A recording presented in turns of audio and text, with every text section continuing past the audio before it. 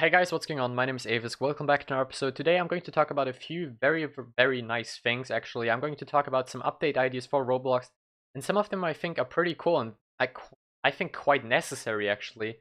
So let's just start with the video. So first update idea I had was for UGC creators actually something. So currently if UGC creators decide to upload a hat and then want to have like different colors of it, they have to upload each color on its own, and it's quite annoying actually.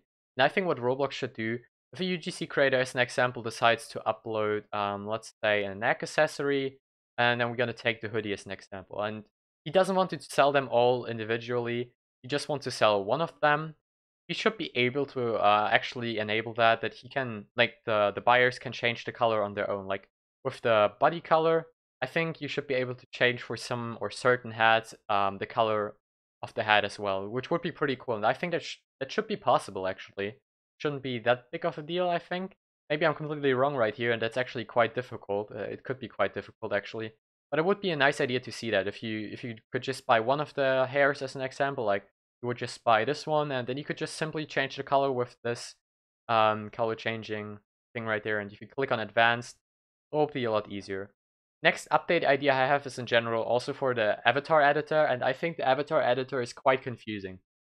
Especially for new players, it's sometimes difficult to find stuff, like, oh, where are my animations? How can I find like the full body parts? And if you actually decide to equip the body parts right here, the bad thing is all your hats get removed again, which is quite unfortunate. Let me show you that. Let's say I want to wear the area Agent 53, not Area 53. Agent 53, you're gonna see it removes all my hats, all my shirts and pants, and that's quite annoying actually, especially if you had an outfit ready already.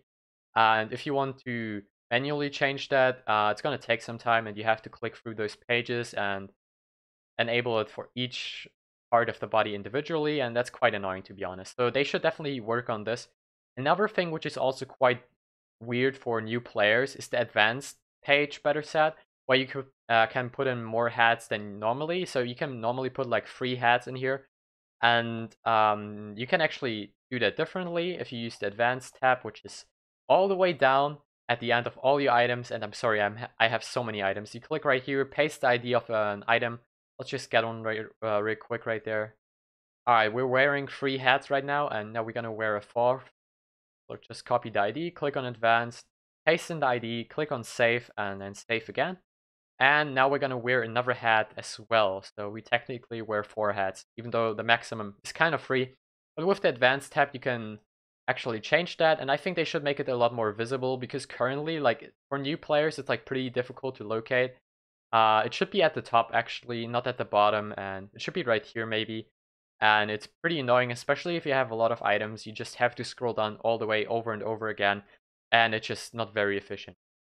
Alright, next thing which I think Roblox should work on are the live ops. They're currently getting removed anyways, but it's the perfect time to talk about this. I think they should be on the front page, not right there in the events tab thingy, because the events tab thingy is not really checked out by many people, to be honest. Unless you get some free stuff, then it might be checked out, but for like live ops, that didn't really work out.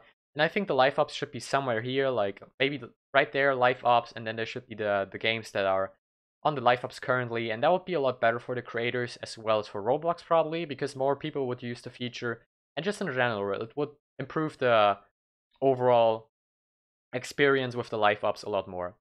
Another thing which I think should be changed are currently the like and dislike ratios, and okay, let me just explain a little bit. So some of my friends actually published a game recently, and their game was dislike botted, and that's not very good actually, and that's pretty bad.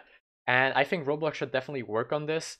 Maybe they can make that, I don't know, the accounts have to be a specific amount of days old, or maybe they have to be verified or something like that with an email, or maybe they have to play the game for a specific amount of time, or just in general that likes that are older than a month just disappear again, because the ratios are kind of affected by this. Because like some games get a lot of dislikes at one point, and then maybe the game is not actually that bad, and it's just pretty bad that the dislikes just stay forever.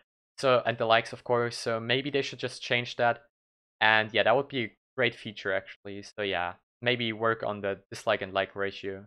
That was just a suggestion, by the way. You can suggest also some stuff in the comments down below, so feel free to share your opinions about the like and dislike buttons on Roblox.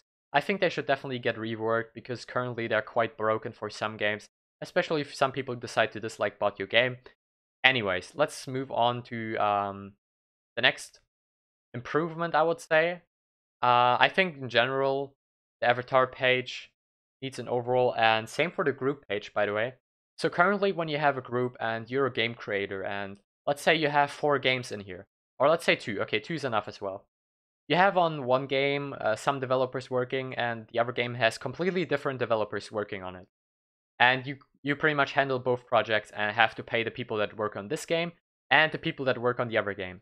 So what happens if people buy in-game items in this game? It's going to go into your group funds actually, and same for the other game. But now the problem is, let's say a developer like you as the guy who owns the group, you have to pay your developers, and you don't really can actually split up the money. Like, it's pretty difficult. You don't know what money comes from which project unless you have to search it up and go to the games and just look how much money that game earned, and then you have to decide how much money you have to pay this guy and then for the other guy as well. And maybe he didn't work on the next project that much, so you have to pay him a bit less. So just in general, I think the revenue or the group funds should be kind of split up for the projects. At least you should be able to select that. So you can actually see, oh, this amount of Robux is from that project and the other amount is from the second project. That would be pretty great. And I think these are some quite nice improvements. Please feel free to share your opinions about them in the comments down below. Hope you enjoyed this video, and I'll see you next time. Bye, guys.